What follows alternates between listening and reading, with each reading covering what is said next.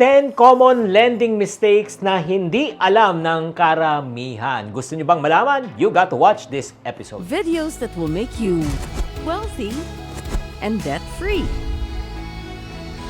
Hi there, this is Chinky Tan, your pambansang wealth coach. Ikaw ba ay madalas na inuutangan? Naks naman. Oo, grabe, no?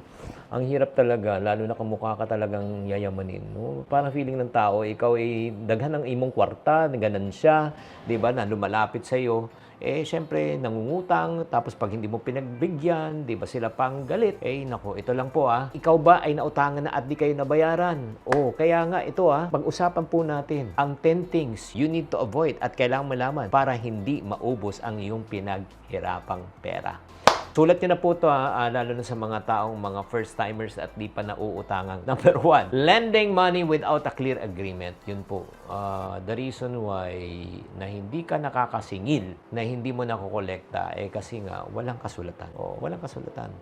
Di ba, pag sisingil mo, Ako may utang ko sa'yo. kalimutan na Kapal ng mukha mo. Pero kung may kasulatan niya, may terms. Pag may agreement, maliwanag. Pag walang agreement, wala na. Minsan nagsasabi pa nga sa inyo Sa katapusan ako magbabayad. pero sabi niya, Ito, nakatapusan na. Katapusan na ng mundo. Hindi mo ba alam? kaya kailangan po, number 1, bago magpautang, kailangan may kasulatan at may agreement. Clear ba? Clear. O lalo na kung malaking pera. Pangalawa, ang pagkakamali po natin kung bakit nauubusan tayo ng pera sa pagpapautang, ignoring potential risks. Ignoring potential risks. Ano po yung mga risks? Number 1, di ka mabayaran. Risk na masira ang budget mo. Risk na masira ang inyong pagsasamahan at pagkakaibigan at pagkakamag-anak. At the end of the day, wala pong nagwawagi. Lose-lose po yan. Imagine mo, taon ang binilang mo para ma-develop ang relationship ninyo. Pero isang pagkakamali lang para masira ang iyong tiwala at ang inyong pagrelasyon sa isa't isa. Financial loss on your part, pero may relational loss din on your part. Kaya nga parang biruan ko lang ba? Biruan lang po Kung meron kang taong ayaw mo makita na sa tanang buhay mo, pautangin mo. Number 3. Pangatlong pagkakamali ng tao kung sila ay nagpapautang, prioritizing others' needs versus your own. Ayun. May ibang tao sobrang mapagbigay to the point na dinidisregard na po nilang kanilang sarili. Ito lang po, Babala. Asawa po ni Babalul. lalo ng mga kababayan nating OFW na napakabusilak at napakabuti po ng inyong kalooban, hindi mo obligasyon na tulungan ang bawat tao, ang bawat kamag-anak, ang bawat pamangkin, bawat pamilya ng inyong angkan. Ay, nako.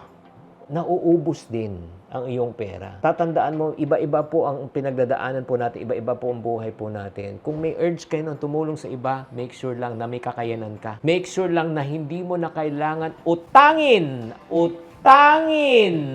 ang inyong papautang na pera. Yun ang minsan masakit. Alam na this. Kung kayo ay guilty sa number 3, please type, I'm guilty.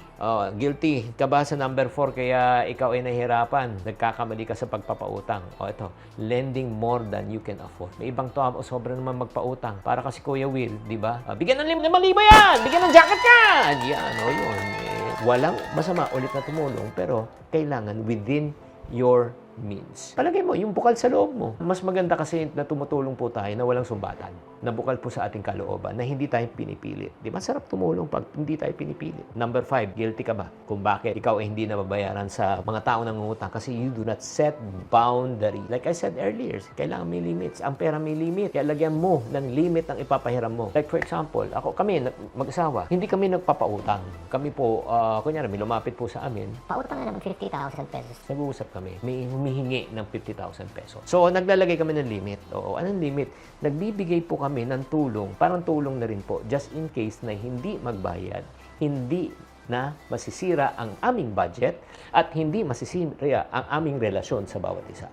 So, nagigets nyo. Kunyari, 50,000, 5,000, pare. 5,000 lang kaya. Nag-set kami ng boundary. Do you think it's a good idea? Type good idea kung it's a good idea. Pero bago pa tayo magpatuloy, batiin muna natin syempre ang ating mga regular na si Michael Flores, Fatima Magday, at the same time Mary Jane Maldonado. May 6 to 10 po tayo 6 to 10. 6 to 10 kung ikaw ay guilty sa lending mistake. Number 6 is what? Avoiding difficult conversation about repayment. Uulitin ko po ang tao pag nangungutang napakabait. Pag maniningil ka na, sila na ang Galit. susumbat ka na, sasabihin sa'yo, wala kang utang na loob, di ba? Mukha kang pera, di ba? Yun yung mga linyahan eh. Kaya nga, ito lang po Kaya nga, the best way na pag-usapan yun, nakasulat. Babalik na ako sa number 1. The lack of communication can be delayed to, syempre, unpaid, utang. Tapos, ang hirap po mag-initiate. Pero, pag nakasulat, wala tayong problema. Number 7, guilty ka ba? Neglecting to put it in writing. Yes. Kanina, yung agreement, yung pinag-usapan natin. Pero ngayon, kailangan nakasulat. Nakasulat po dapat naka-record kung kailan, petsa, magbabayad, kailan ang utang, ano yung terms, repayment debts, dapat may pirma, lender, and borrower. Ganun kasimple. Para pagdating po ng panahon, Huwag naman po sana na umabot po sa barangay at sa husgado. meron po kayong kasulatan. Kung wala kang kasulatan, talo ka na naman. Oo, hearsay na naman po yan.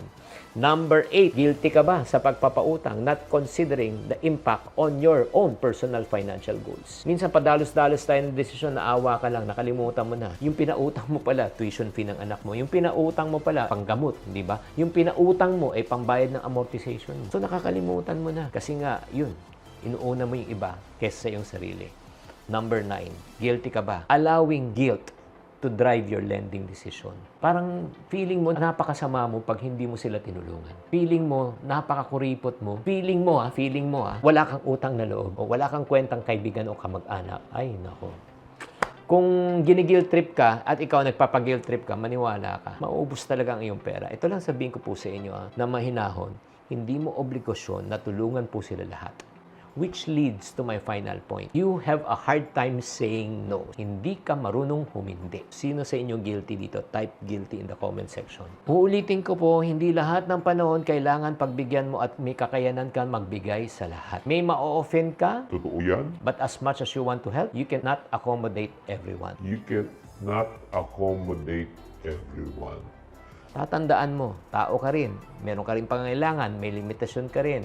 Don't feel bad in saying no at times. Kung gini-guilt trip ka, problema nila yun. Pero yun ang katotohanan. Pasensya ka na. As much as I want to help you right now, pero wala akong kakayanan ngayon. Ang timing ay hindi po tama. Don't feel bad. Don't take it against yourself na sometimes the best help that you can give to others is telling them na talagang it's not the right time. Kaya mga friendship, kung gusto mo talagang tumulong, from 1 to 10, no, I want you to gauge yourself. Ikaw ba ay guilty or super guilty na sobra ikaw ay parating naiisahan, nauutangan? Ito yung pinakamasama. Ito yung pinakamasakit. Lalo na sa pagpapahiram at pagtulong sa pera. Sa 10 beses, ikaw ay hiningan ng tulong, 9 na beses na pinautang mo, 1 beses ka lang tumanggi. Napakasama mo na. Agree o disagree? Type in the comment section. Kaya nga, bago ka magpautang, sundan mo muna itong 1 to 10. Check nyo ulit. And I hope itong episode natin to ay nakatulong po sa inyo na hindi kayo mawalan na pinagpaguran yung pera. Kung nagustuhan nyo itong episode na ito, mag-comment kayo sa comment section at i-share nyo to sa mga taong hindi pa marunong magbayad sa inyo. Tatandaan, tamang karunungan, tamang disiplina po ang susi sa pagyaman.